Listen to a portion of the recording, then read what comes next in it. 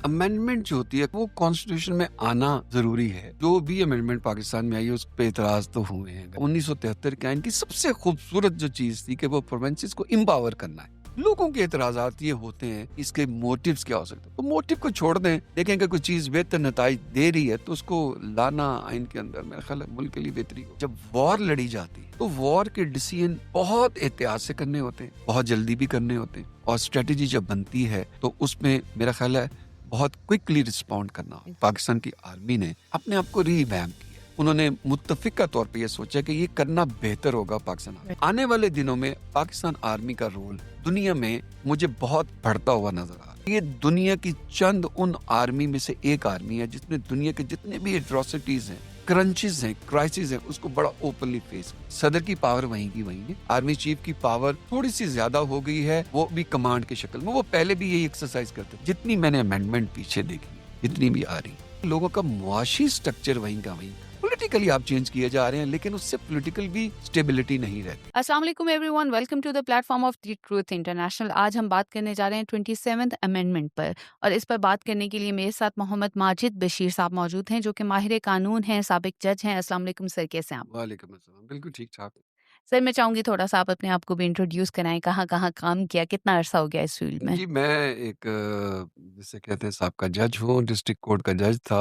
उसके बाद मैंने अपनी प्रैक्टिस स्टार्ट की है। मैं बेसिकली इंटेलेक्चुअल प्रॉपर्टी में काम करता हूँ, पेरेंटल चाइल्ड एडॉप्शन पे काम करता हूँ, कॉर्पोरेट साइड पे काम करता हूँ। एबीएस एंड कंपनी है, एक बहुत बड़ी लॉ फर्म है पाकिस्तान की, उसमें मैं सीनियर पार्टनर हूँ। राइट। और पाकिस्तान टेनिस फेडरेशन का मैं सदर हूँ, इस्लामाबाद का। ओके। सर, आते हैं मुद्दे पर। 27th अमेंडमेंट, इसकी ज़रूरत क्यों पेश आई? ये क्या है? कौन से ऐसे क्लॉज हैं? इतना शोर क्यों बचा हुआ है? अवाम इतनी नाराज़ क्यों है? देखिए, अमेंडमेंट जो होती है कॉन्स्टिट्यूशन में, वो कॉन्स्टिट्यूशन में आना ज़रूरी है। मुल्क के हालात होते हैं, बैनुल-अक़वामी जो सिचुएशन चल रही होती है, पॉलिटिकल सिनेरियोज़ होते हैं, उसमें मुल्कों को अपने कवानीन बदलने होते हैं, देखना होता है कि किन चीज़ों को बेहतर किया जा सकता है। राइट। तो आइन के अंदर अमेंडमेंट्स की गुंजाइश हमेशा रहती है, ठीक है। इसमें कोई एतराज़ नहीं है।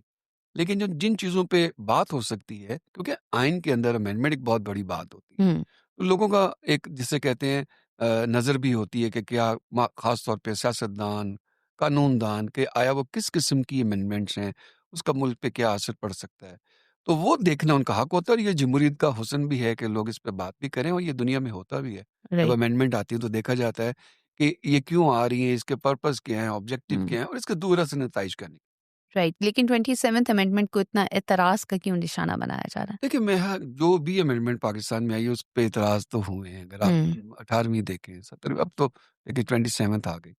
मेरा ख़्याल है 27 अमेंडमेंट इस हद तक काबिल गौर भी है, और इस पे बात भी हो सकती है कि इसके अंदर कुछ कॉन्स्टिट्यूशन की जो मेजर चेंजेज़ थी, अंदर चेंजेज़ लाई गई हैं, वो लोगों के लिए समझना ज़रूरी है। वो होंगी, होनी भी चाहिए, लेकिन उसके पस मंज़र को समझना बहुत ज़रूरी है। ठीक है। मिसाल के तौर पे आपने देखा होगा कि इसके अंदर जो है वो एनएफसी का अवार्ड जो है उसको ज़ेरे बहस लाया गया है। आपको ठीक पता है। है ये 18वीं तरमीम के अंदर आया था, लेकिन जब ये एक्सपीरियंस किया गया, डिसेंट्रलाइज़ हुई, आपको पता है गवर्नमेंट हुँ। के इदारे, तो नीचे जाके उन्होंने वो काम नहीं किया, बल्कि अभी ठीक तक है। हाई कोर्ट और सुप्रीम कोर्ट में उनके केसेस पड़े हुए हैं डिपार्टमेंट के, वो मुलाज़मीन कहाँ जाएँ?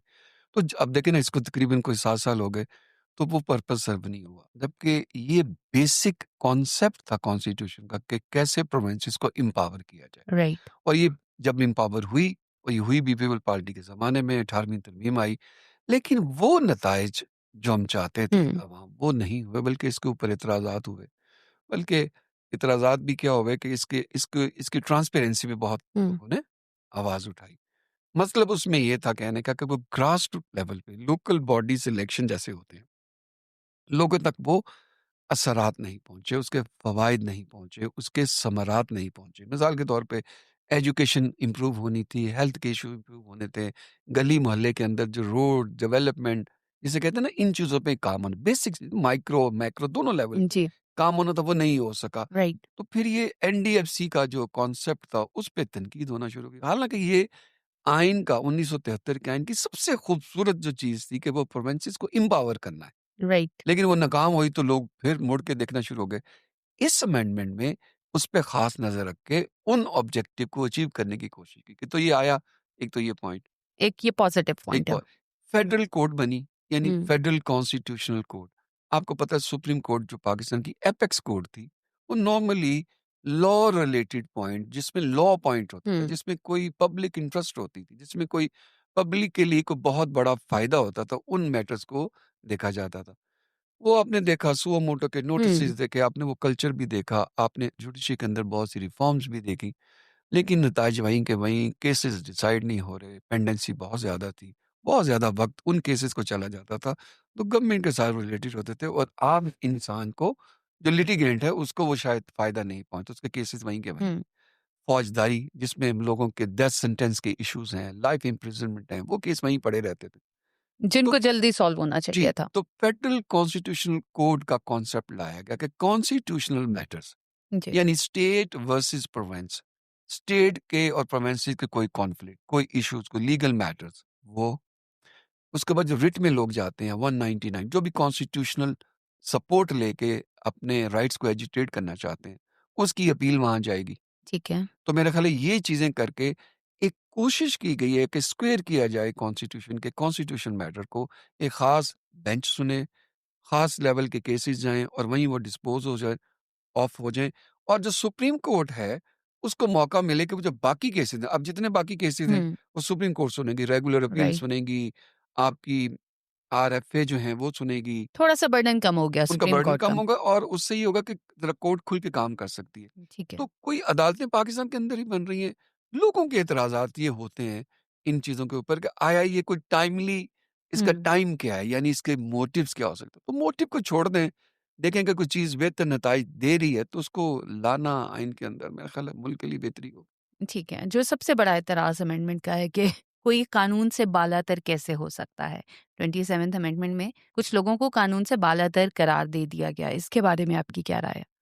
देखिए, ये पहले भी मौजूद था, लेकिन ये था एक स्पेसिफिक टाइम के लिए कि जब तक कोई काम कर रहा है उसको आप अदालत में ना लेके जाओ, उसको इस्तिस्ना था, इम्यूनिटी थी।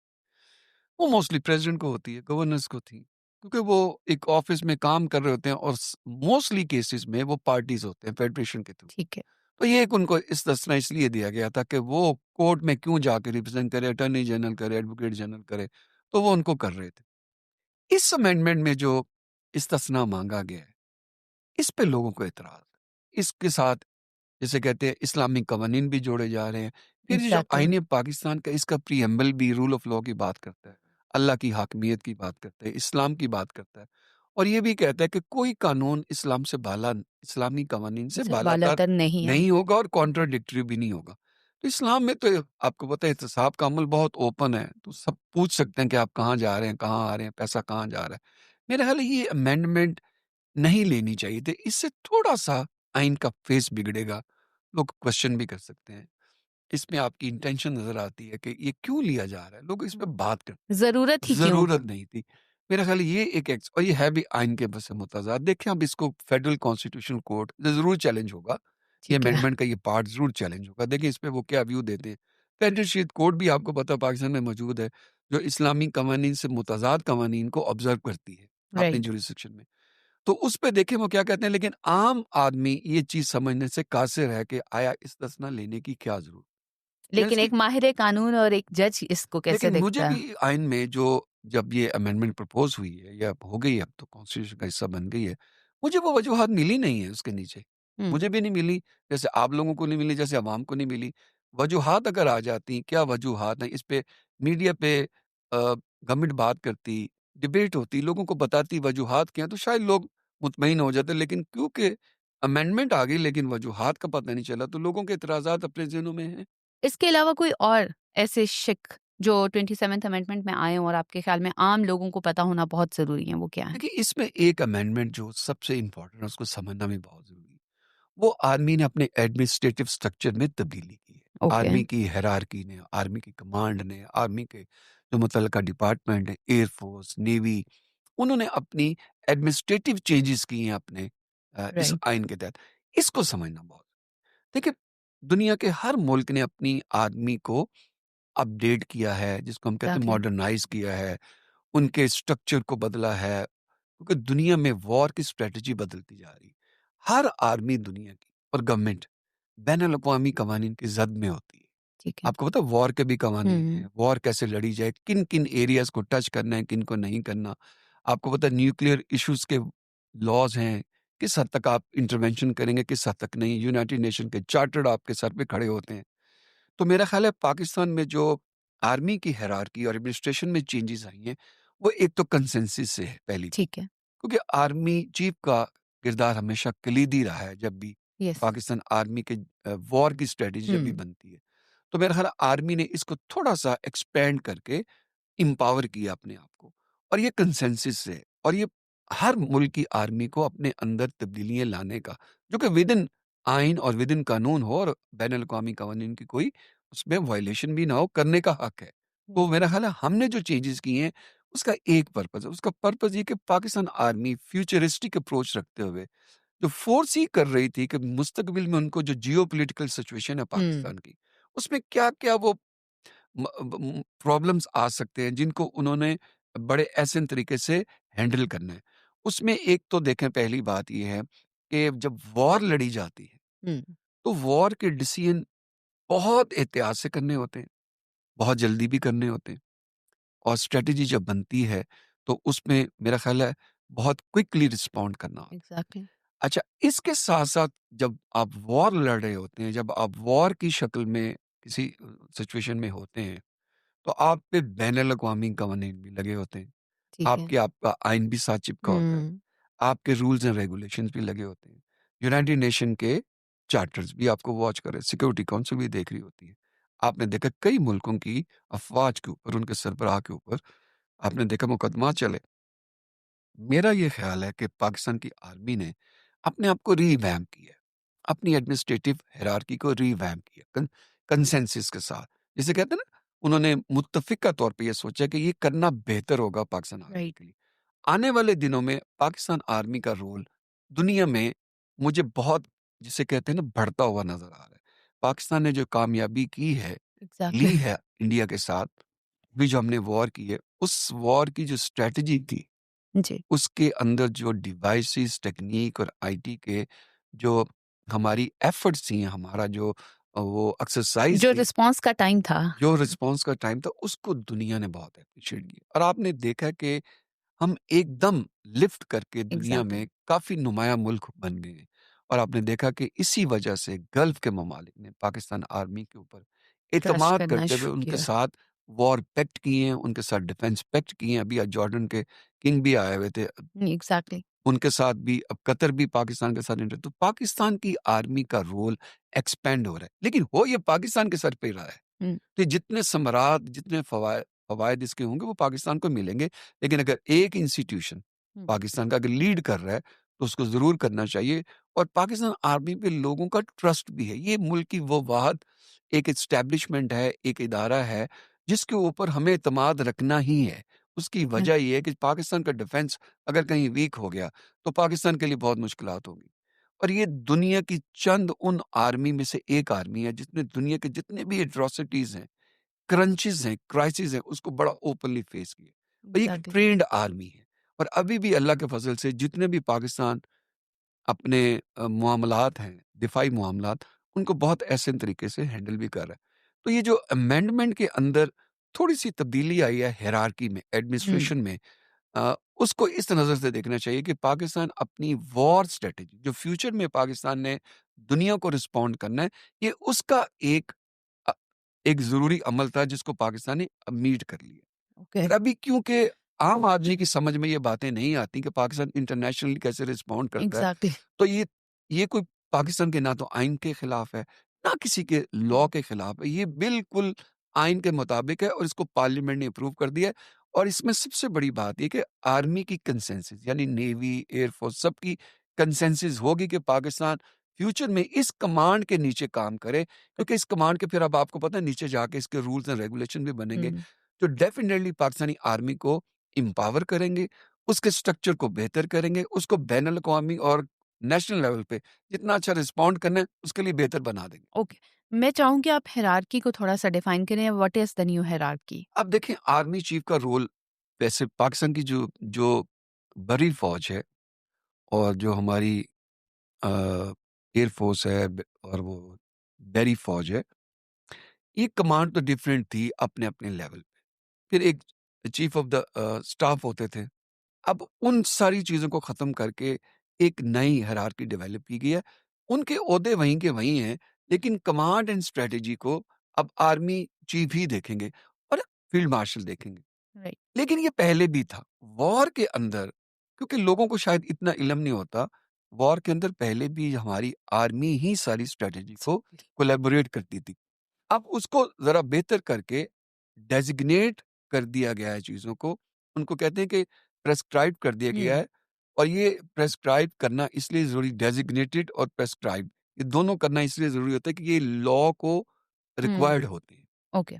तो मेरा ख़्याल है आने वाली जो आप देखेंगी सिचुएशन उसमें देखा जाएगा कि पाकिस्तान की आर्मी जॉइंटली एक कमांड के नीचे काम करेगी और वो कमांड सिर्फ़ इसलिए की गई है कि जो हमें क्विक डिसीजंस करने होते हैं, जो स्ट्रेटेजिक एनालिसिस होते हैं, उसके ऊपर जो रिएक्ट करना होता है, जो इन्फॉर्मेशंस होती हैं, उसके लिए टाइम बहुत कम होता है। पार्लियामेंट ने कभी भी नहीं कहा कि हमसे पूछ के आप कहीं जाएँ और पार्लियामेंट को इतना हाँ, टाइम भी नहीं होता। मेरा ख़्याल है सदर की पावर वहीं की वहीं है। ठीक है। आर्मी चीफ की पावर थोड़ी-सी ज़्यादा हो गई है, वो भी कमांड की शक्ल में। वो पहले भी यही एक्सरसाइज़ करते थे, लेकिन लेकिन अब उसको डिफाइन कर दिया गया है। डॉक्यूमेंट कर दिया गया है। इसके भी रूल्स रेगुलेशंस बनने हैं, वो आएँगे, इस पे मज़ीद फिर उस पे बहस हो सकती है कि ये किन जिसे कहते हैं डायरेक्शंस पे चीज़ें जाएँगी और अगर एपरेंटली आप मुझसे पूछती हैं तो ये मेरा ख़्याल है आर्मी के लिए एक बेहतर है कि उन्होंने अपने स्ट्रक्चर के अंदर कुछ तब्दीलियाँ की हैं जो पॉज़िटिव हैं, उसमें कोई नेगेटिव बात नहीं। नेगेटिव बात नहीं है। क्या वजह है कि अवाम में इतना गुस्सा है 27th अमेंडमेंट को लेके? क्योंकि चीज़ें समझ नहीं आ रही? क्योंकि जिस तरह आप बता रहे हैं उस तरह तो लग रहा है कि एवरीथिंग इज़ ओके सिर्फ़ 1-2 चीज़ों को लेके। देखिए, कभी भी कोई चीज़ अगर आप वक़्त से पहले कर दें, लोगों को एतमाद में ना लें।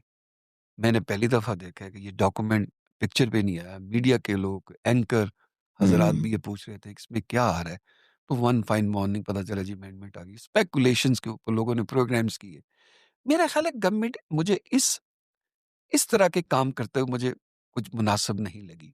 अगर आप अमेंडमेंट लाते हैं तो आप इसको खुल के डिबेट करें, इसके ऊपर बहस करें।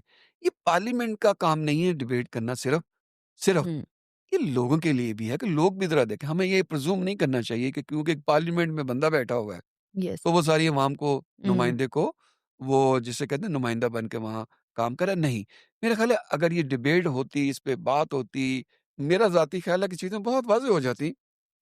कोई चीज़ आइन से बाला नहीं एक्सेप्ट जो चीज़ें हमने डिस्कस की हैं। हुँ, बाकी चीज़ें मुल्क के लिए बेहतरी हैं, अगर ये चीज़ें ना चली, बेहतर ना हुई, अमेंडमेंट आ जाएगी। जैसे ठीक है। पिछली अमेंडमेंट्स अगली हुँ, आके ख़त्म कर देती है ना। तो एग्ज़ैक्टली। अगर भी इसमें कुछ चीज़ें वो पॉज़िटिव रिज़ल्ट ना निकले जो मुल्क के लिए सोचे जा रहे हैं कि बेहतर होगा मुल्क, तो फिर इसको जो अगली असेंबली आएगी वो उसको ख़त्म कर देगी पास्ट में 2020 देखा के लिए। गया कि बहुत सारी अमेंडमेंट्स आती हैं, लेकिन फिर नई हुकूमत आती है, नए सरबराह आते हैं और उस अमेंडमेंट को ख़त्म कर देते हैं और नई एक अमेंडमेंट ले आते हैं। ऐसा महसूस होता है कि वो कुछ ख़ास अमेंडमेंट्स कुछ ख़ास लोगों के लिए लाई जाती हैं, फॉर द टाइम बीइंग होती हैं। तो क्या 27th अमेंडमेंट भी कोई इसी तरह का अपने अंदर नज़रिया रखती है? देखें, जमहूरियत पसंद मुल्क जो होते हैं ना, जो अपने मुल्कों को बनाना चाहते हैं, वो बेस करते हैं अपने आइन के ऊपर। लेकिन आइन आपका फेस है। आप किस टाइप के हैं, आप किस टाइप की सोच रखते हैं। हमारी सोच है कि हम अल्लाह की वहदानियत पे यकीन रखते हैं, हाकिमियत भी उसकी है। हमारा प्रीएम्बल ये कहता है कि हम इस्लामी कवानीन के मुताबिक एक इस्लामिक रियासत में रहना चाहते हैं। हम पार्लियामेंट्री निज़ाम चाहते हैं, हमारी जुडिशरी इस टाइप की होगी, हमारी आर्म फोर्स की अपॉइंटमेंट इस तरह होगी, जजेस की अपॉइंटमेंट इस तरह होगी, हम सूबों को इस तरह लेके चलेंगे, हम तालीम के लिए ये करेंगे, रूल ऑफ लॉ के लिए ये करेंगे, फंडामेंटल राइट इस तरह के होंगे। ये आपका फेस होता है। ठीक है। इसके अंदर तब्दीलियाँ आना, इसके अंदर ऐड करना, इसके अंदर इज़ाफ़ा करना, ये पार्लिमान का हक होता है। क्योंकि हम पार्लिमानी निज़ाम को तो चाहते हैं। हुँ, अब देखना ये है कि क्या आपकी अमेंडमेंट्स जब आप करते हैं, उसका मकसद कोई मुफ़ाद लेना है या मुल्क की बेहतरी है? या इससे मुल्क को फ़ायदा होगा? ये वो बात है जिसको लोगों का काम होता है देखना, हुँ, जिस पे लोगों का एतराज़ हो सकता है। अमेंडमेंट पे एतराज़ नहीं होना चाहिए, अमेंडमेंट हो क्या रही है और किस मकसद के लिए हो रही है, इस पे एतराज़ होना चाहिए। ठीक है। मैंने जैसे पहले कहा ये मुझे लगता है कि गवर्नमेंट ने इस पे प्लान किया हुआ था कि उन्होंने नहीं बताना, जिससे लोगों में कन्फ्यूजन हुई। अगर इस पे डिबेट होती, खुल पे बात होती, मुझे नहीं लगता कि लोगों को एतराज़ होता। देखिए, इतना शोर कुछ चीज़ें मचता। हैं जिस पे आप बोल सकते हैं। फिर एक और बात, इस निज़ाम की खूबसूरती ये है कि अमेंडमेंट आएगी, हुँ, अगर ये कॉन्स्टिट्यूशन के साथ मुतज़ाद है, हुँ, कॉन्ट्राडिक्टरी है, उसके मुतसादिम है, तो फेडरल कॉन्स्टिट्यूशन कोर्ट भी बनी हुई है। अब ये मैटर वहाँ जाएँगे कि ये चीज़ आइन के मुतज़ाद है, ये चीज़ का ये नुकसान हो सकता है। तो वो भी खूबसूरती इसी कानून ने आपको दी है, इसी आइन ने दी है, आप वहाँ जाके इसको एजिटेट कर सकते हैं। अवाम की हद तक आपकी बात बिल्कुल ठीक है, अवाम को एतमाद में लिया ही नहीं गया। अगर ले लेते तो वो ज़्यादा इस पे बात हो जाती, चीज़ें क्लियर हो जाती। अब जितनी मुझे समझ आई है, मैंने आपको जितना मेरा हुँ, एक्सपीरियंस उसके दायरे में रहते हुए मैंने बता दिया कि मुझे इसमें इस्तिस्ना के ऊपर मुझे एतराज़ है, क्योंकि ये आपके इस्लाम में भी है कि आप एहतिसाब के लिए पेश रखते हैं। फिर हुँ, एक और बात है कि आप कहाँ गारंटी देंगे कि आप जब अपनी ओहदे से मियाद पूरी कर लेंगे, तो आप कोई गलती नहीं करेंगे। आप किसी गलती होगी, किसी का राइट आपने इन्फ्रिंज कर दिया, तो वो कहाँ जाएगा? वो आपका नाम लेके कोर्ट एग्ज़ैक्टली। में जाएगा। आप फरिश्ते तो तो नहीं हो सकते, आप रिश्ते नहीं हो सकते, आप होना भी इंसान ही नहीं, और रहेंगे। होना भी नहीं चाहिए। अपनी बशरियत के तकाज़ों को हमेशा ज़हन में रखना चाहिए कि आप, और ये मेरा ख़्याल है ज़रदारी साहब ने वैसे इतनी सज़ाएँ काटी हैं, वो इतना बहादुरी से साथ काट के आ गए थे, अब उनको ज़रूरत नहीं थी, लेकिन बिल्कुल, उन पे मुझे है कि उन्होंने क्यों ले लिए? उनको ये इस्तिस्ना नहीं लेना चाहिए था। मेरा ख़्याल है फ़ेस करें दुनिया में, देखें जैसे प्राइम मिनिस्टर ने कहा मैं नहीं लूँगा, जैसे एग्ज़ैक्टली। बाकी लोगों ने कहा हम नहीं लेंगे, हुँ, क्योंकि वो समझते हैं कि ये चीज़ें अवाम में उनकी मकबूलियत को कम करेंगी। एग्ज़ैक्टली। 28th अमेंडमेंट भी आने वाली है, उसमें आप क्या फ़ोresee कर रहे हैं? देखिए, ये एक गलती है, गवर्नमेंट की गलती अगर अपनी मान लें तो बड़ी अच्छी बात है। जितना चीज़ों को लोगों के सामने लाएँगे, लोगों की राय लें, ये बाला-बाला काम ना करें। कितनी देर कर लेंगे आप? अगर आपने बाला-बाला काम किया, अगले आने वाले इसको तरमीम जी, कर देंगे। एग्ज़ैक्टली। तो फिर आप कहेंगे जी मैंने तो अपने मखसूस काम के लिए ये काम किया था, तो मेरा हुँ, काम हो गया। मुल्क इस तरह नहीं चलते। मुल्कों में अमेंडमेंट जो आती हैं उसके दूरस्थ नताइज होते हैं। अनफॉर्चुनेटली जितनी मैंने अमेंडमेंट पीछे देखी है, जितनी भी आ रही, कोई भी ना उसका किसी के मुआशियात के साथ ताल्लुक है, ना उसका किसी लोगों की ज़िंदगी को बेहतर करने के अंदर कोई नए प्लान्स हैं, कोई नई चीज़ें हैं, ना हेल्थ के ऊपर है, ना एजुकेशन के ऊपर है, ना आपकी कोई मुआशी तरक्की के ऊपर है, ना कोई इन्वेस्टमेंट के कोई पैकेज हैं कि डायरेक्ट हुँ, फॉरेन इन्वेस्टमेंट आपके मुल्क में आए, ना कोई आप ऐसे ज़ोन क्रिएट कर रहे हैं कि आपकी चीज़ें दुनिया में मशहूर हों, बिकें। मेरा ख़्याल लोगों का मुआशी स्ट्रक्चर वहीं का वहीं खड़ा है। पॉलिटिकली आप चेंज किए जा रहे हैं, लेकिन उससे पॉलिटिकल भी स्टेबिलिटी नहीं रहती। ये पॉलिटिकल स्टेबिलिटी नहीं रहती, अवाम का आपके ऊपर एतमाद नहीं रहता और अब बिल्कुल। अवाम को ये लगता है कि शायद आप कोई धोखा दे रहे हैं, शायद ये सारी अमेंडमेंट्स माशियात को नहीं, ज़ातियात को लेकर हैं। सर 2-4 और क्वेश्चन्स हैं, मैं चाहूँगी कि आपके ख़्याल में इस तरमीम से फ़ौज और रियासत के बीच ताकत का बैलेंस बदल जाएगा? नहीं, बिल्कुल, फ़ौज का और हुकूमत का जो आइन के अंदर पैरामीटर है, उसके अंदर ये अमेंडमेंट कोई दखल-अंदाज़ी नहीं कर, लेकिन अच्छा। अपॉइंटमेंट वहीं की वहीं है। मैंने कहा सिर्फ लीडरशिप अपनी एडमिनिस्ट्रेटिव रोल को डिफाइन कर रही है मज़ीद, और वो भी वॉर स्ट्रैटेजी के इश्यूज़ के ऊपर। फिर देखिए पाकिस्तान ने आगे दुनिया के साथ जो फ्रंट लाइन आपका डिपार्टमेंट, इस हुकूमत पाकिस्तान का डिपार्टमेंट, जो इन्वेस्टमेंट में कलीदी रोल अदा कर सकता है, वो आर्मी है। दुनिया आपसे सिक्योरिटी माँगती है।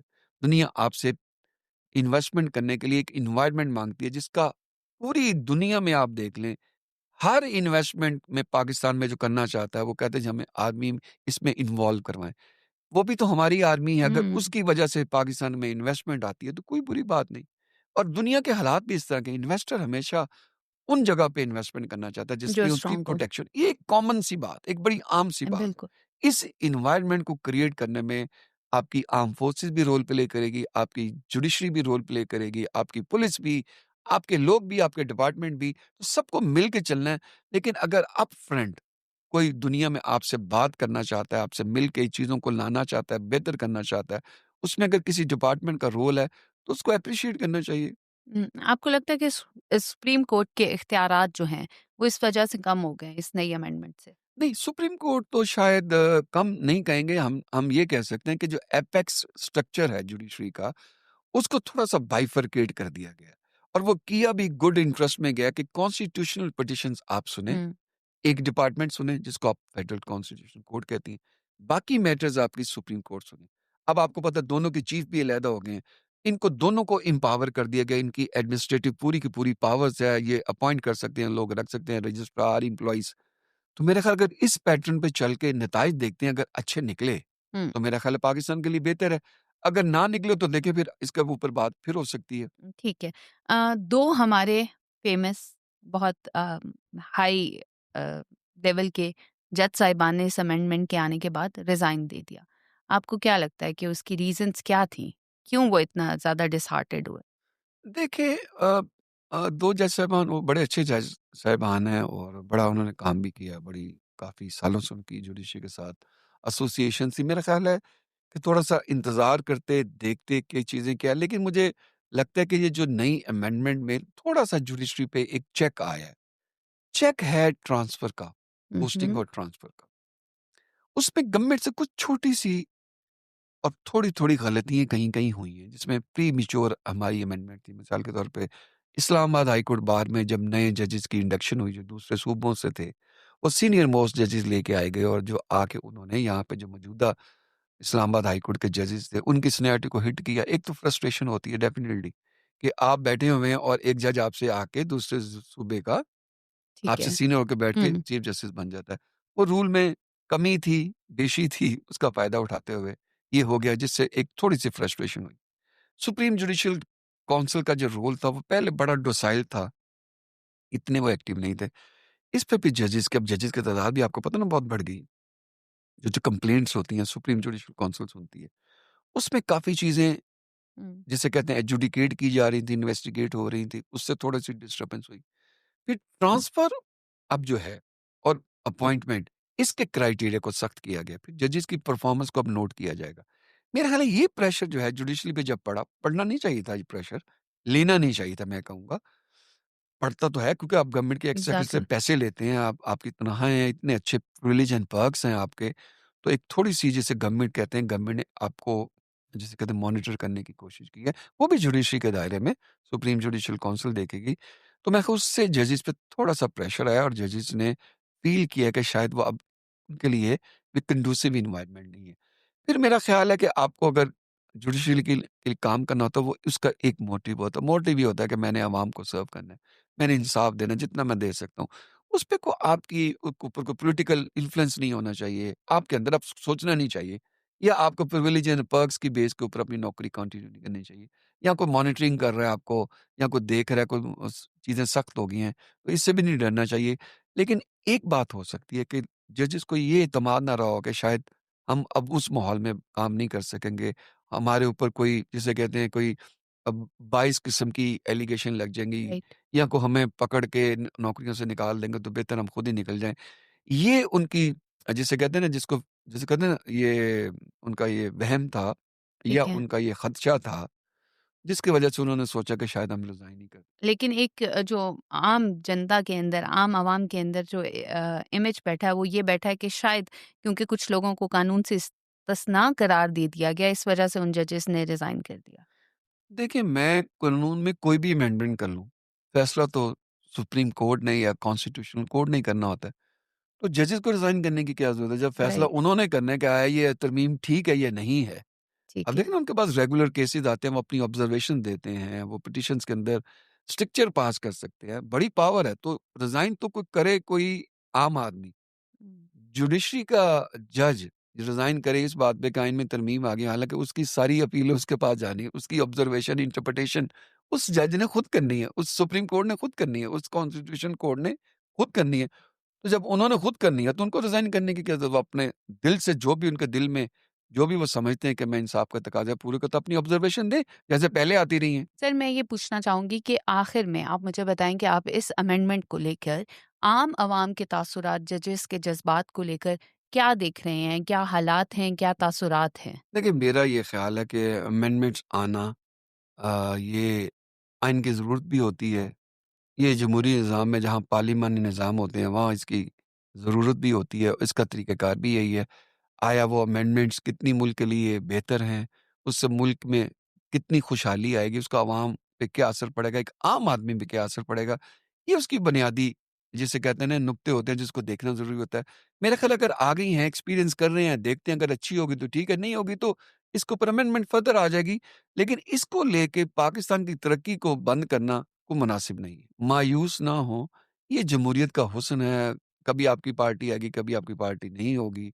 लेकिन आप अगर चाहते हैं कि अवाम की नुमाइंदगी रहे तो पार्लियामेंट निज़ाम को मज़बूत करें, जुडिशरी को मज़बूत करें, अपनी तनकीद जारी रखें, जितनी भी मौसर और सेहतमंदाना तनकीद है वो करते रहा करें, लेकिन मायूस नहीं होना।